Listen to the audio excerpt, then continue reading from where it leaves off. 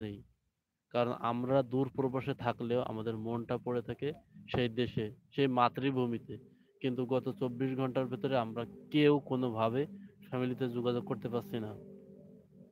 আপনারা হয়তোবা অনেকেই বলবেন যে আমি লাইভে এসে পাগলের মতো কেন বকতেছি? বাধ্য হয়েছি। গত ২৪ ঘন্টার ভেতরে আমি আমার ফ্যামিলির সাথে যোগাযোগ করতে পারছি না। যাই ১-২ বার যোগাযোগ করতে পারছি কিন্তু কথা আসতেছে না। নাম্বারে কল দিলে কল ঢোকে না।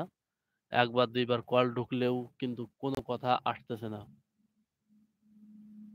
সকাল থেকে এখন পর্যন্ত কয়েক শতবার কল দিয়েছি কিন্তু কল ঢোকাইতে পারতেছি না।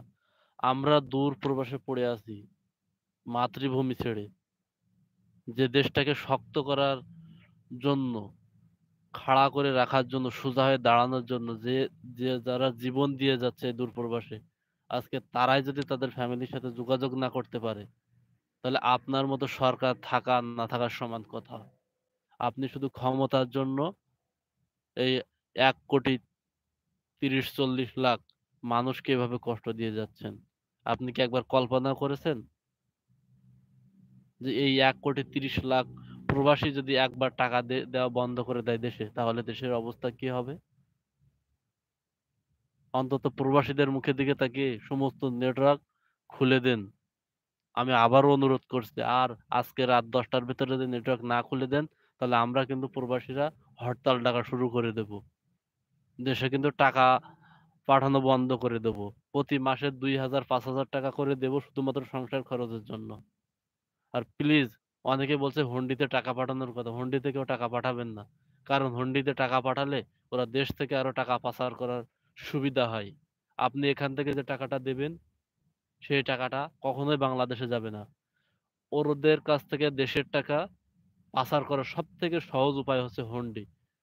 ওদের কাছে যে টাকাটা সেই টাকা আপনার বাড়িতে পৌঁছায় দেবে। আর আপনি যে টাকাটা হুন্ডি ব্যবসায়ীকে দেবেন সেই টাকাটা ওরা নির্দিষ্ট একটা ব্যাংক অ্যাকাউন্টে যে টাকা পাচার করবে তার ব্যাংক অ্যাকাউন্টে ঢুকাই দেবে। আর সেটা বাহিরের দেশে, সেটা বাংলাদেশে না। অনেকেই বলতে পারে যে আমি কেন ফাও বকতেছি? কারণ আমি ২৪ ঘন্টার ভেতরে আমার ফ্যামিলির সাথে যোগাযোগ করতে পারিনি। আমার মায়ের সাথে আমি কথা বলতে পারিনি, বাবার সাথে কথা বলতে পারিনি। আমার সহধর্মিণীর সাথে আমি কথা বলতে পারছি না। আমরা কি প্রবাসে এসে বসে আছি শুধু দেশের তামাশা দেখার জন্য? প্রতি মাসে কয়েক হাজার কোটি টাকা করে আমরা প্রবাসীরা দেশে দিচ্ছি। কিন্তু আমরা এই সময় কেন থাকবো? ২৪ ঘন্টার ভেতরে একজন প্রবাসী তার ফ্যামিলির সাথে যোগাযোগ করতে পারবে না। কেন? মাননীয় প্রধানমন্ত্রী আপনি কি আপনার বাপের ভিটে বাড়ি বিক্রয় করে দেশ চালান? নাকি প্রবাসীদের টাকায় দেশ চালান? আমি কোন দল করি, কি করি এটা বড় কথা না। আমার ফ্যামিলি আগে। আমি আমার ফ্যামিলির সাথে যোগাযোগ করতে পারছি না কেন? কৈফিয়ত চাই আপনার কাছে। ফাইজলামের একটা লিমিট থাকে। কেন করতেছেন এমনটা? একজন স্বাধীন দেশের একজন সাধারণ নাগরিক সে তার বাক স্বাধীনতা থাকবে না? আপনার কাছে আপনার সন্তান আপনার কাছে একটা জিনিস চাইতেই পারে। তাই বলে তার বুকে গুলি করবেন?